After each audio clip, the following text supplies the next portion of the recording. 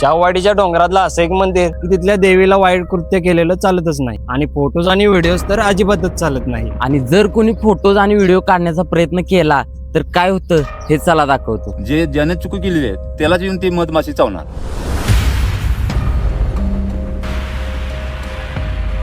एवढी जर मधमाशा एवढ्या सगळ्या जर एकदम चावल्या तर माणसाचं जगणं मुश्किल आहे. आणि हे दाखवण्यासाठी आज आम्ही आलोय सह्याद्रीच्या कुशीमध्ये असलेल्या मंडलाईवाडी गावात.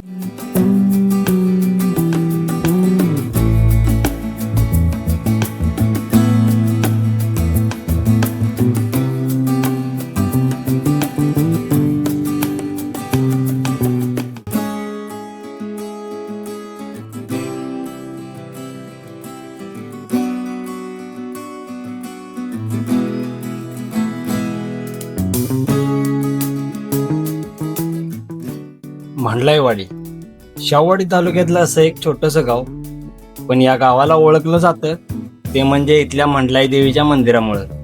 कारण हे मंदिर एका अजब गजब गोष्टीमुळे प्रसिद्ध आहे. तीच गोष्ट जाणून घेण्यासाठी आम्ही या गावाला गेलेलो.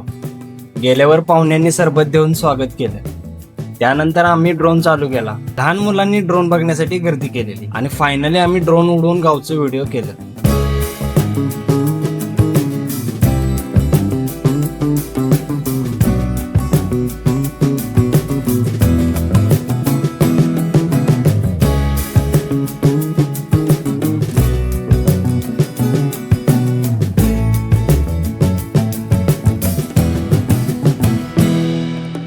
इथल्या स्थानिक लोकांना मंदिराबद्दल माहिती विचारली. मंडलाईवाडी हे नाव कसं पडलं? मंडलाईवाडी हे नाव म्हणजे 200-300 वर्षापूर्वीचे देवस्थान आमच्या इकडे मंडलाई देवी आहे. वर डोंगरामध्ये डोंगरामध्ये देवीचं नाव मंडलाई देवी आहे म्हणून मंडलाईवाडी नाव पडलं. हा हा. एवढं महत्व आहे की त्या देवामध्ये त्या देवीचा फोटो चालत नाही, आपल्याला काढून फोटो काढायला चालत नाही. कारण त्या देवाला शिवाशिव चालत नाही किंवा लिंबू चालत नाही. त्याला आमच्या अंतरावर ते देवाच्या पाया पडून देवाचं महत्व आहे, ते देवीचं मोठं महत्व आहे. किंवा किंवा नवरात्र म्हणून एक उत्सव, एक सण एक आहे. ते 5-10 हजार लोक ते 9 दिवस ते देवीमध्ये नवरात्र वर 9 दिवस राहतात. ते वरतीच डोंगरामध्ये राहते. ते खाली 9 दिवस खाली यायचं नाही, 10व्या दिवशीच खाली यायचं. आणि ते वर राहून 9 दिवस काढायचं वर आणि 10व्या दिवशी ते खाली लोक ती खाली येते. तिथं काय लाईटची व्यवस्था? लाईटची सोय नाही, काय नाही, रस्ता नाही, चालत जायला ते. आणि दररोजचे लोक 100-200 लोक वर चालत जाऊन देवीचं दर्शन घेऊन येते. ते चुकून असं काय तर एखाद्यानं फोटो काढला, काय झाला, प्रयत्न जर केला त्या देवीमोर, तर ते मधमाशी म्हणून आहे. तिथे ते कमीत कमी 50-60 मधमाशी असे मोर वर झाडावर बसले, पोळीवर आहेत. ज्याने चुकी केलेली आहे त्यालाच येऊन ती मधमाशी चावणार. त्यांनी जे जे सांगितलं ते ऐकून आम्ही थक्क झालो. याचं कारण नंतर सांगतो, पण ते जाणून घेण्यासाठी आपल्याला मंदिराकडे जाणे गरजेचे होते. जाताना एक विहिरीसारखं तळे दिसलं ज्यात लहान मुलं पोहत होती. त्यांचं पोहणं बघून कोणाला आपल्या बालपणाची आठवण आली असेल तर कमेंटमध्ये नक्की सांगा. त्यानंतर आम्ही वाट धरली मंदिराची. पायवाट असल्यामुळे देवळाकडे चालतच जावं लागते. इथल्या लोकांच्या मते सर्व सुख सुविधा उपलब्ध आहेत, पण पिण्याचे पाणी आणि पक्के रस्ते याचाच थोडा प्रॉब्लेम आहे. आणि सर्वांची इच्छा आहे की देवीचं मंदिर पण बांधावे. हा व्हिडिओ अशा माणसांपर्यंत पोहोचवा जो यांची मदत करेल आणि या गावचा विकास करेल. आपल्या व्हिडिओमधून हे शक्य झालं तर गावकऱ्यांना यापेक्षा जास्त अजून सुखाची व्याख्या दुसरी कोणतीच नसेल. जवळजवळ आम्ही आता 2.5 किलोमीटर गावापासून चालत आले. त्या गरमीतनं आता हालत बेकार झाली.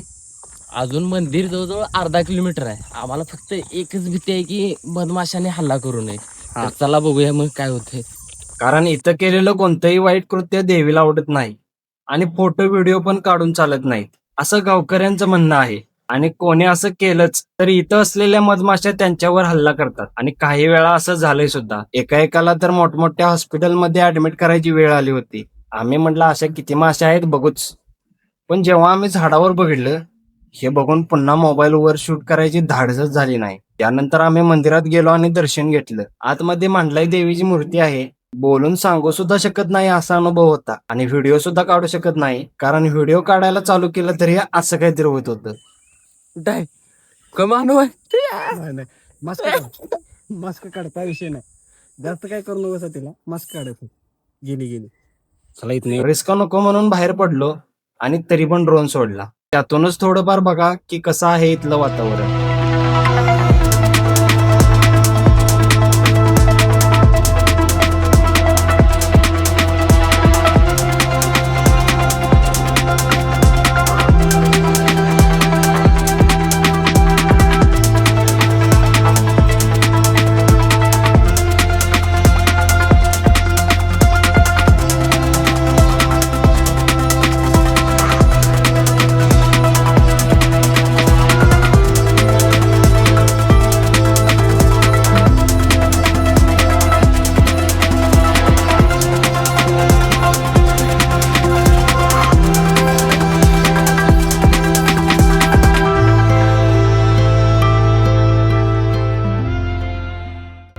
खरंच असं जागृत देवस्थान पाहून मनात भीती आणि श्रद्धेचा झरा अजून वाहू लागला.